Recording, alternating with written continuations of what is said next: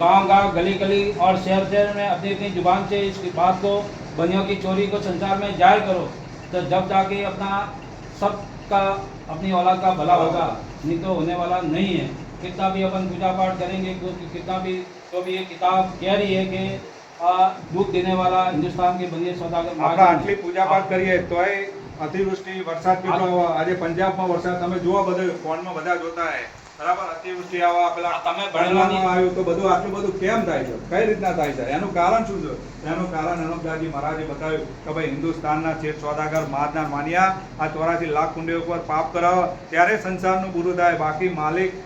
તમે જેના માલિક માનો છો એ કોઈનું બુરું નહીં કરતું અને આજે જેનું એનું નામ લગાવી અને સંસારનું બુરું કરે અને આપણે એવું કહીએ કે ભાઈ આ તો કુદરતથી બધું થાય છે પણ કુદરત કોઈને આજે તમે તમારા બાલ બચ્ચાનો ગમે એટલો ગુનો કરો તો કોઈ તમે તમારા બાલ બચ્ચાને સજા આપો છો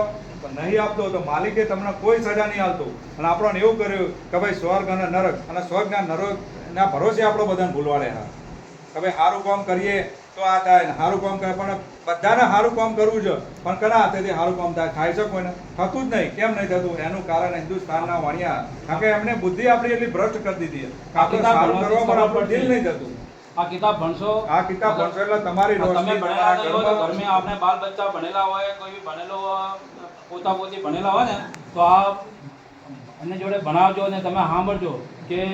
આ દુઃખ આ આપણે પડી રહી છે કે કોણ આપવાવાળા છે આ કિતાબને તમને જાણ થશે કુદરતની ને માલિકની પરમેશ્વરની દસ્તાને તમને ખ્યાલ પડશે કે આ આપણે બધાને ઘરમાં દુઃખ આ દુઃખ હર ઘરમાં દુઃખ કેવી રીતે આવે છે તો આની જાણકારી માટે કિતાબ જગતકાળ ભણવાથી સૌ પડશે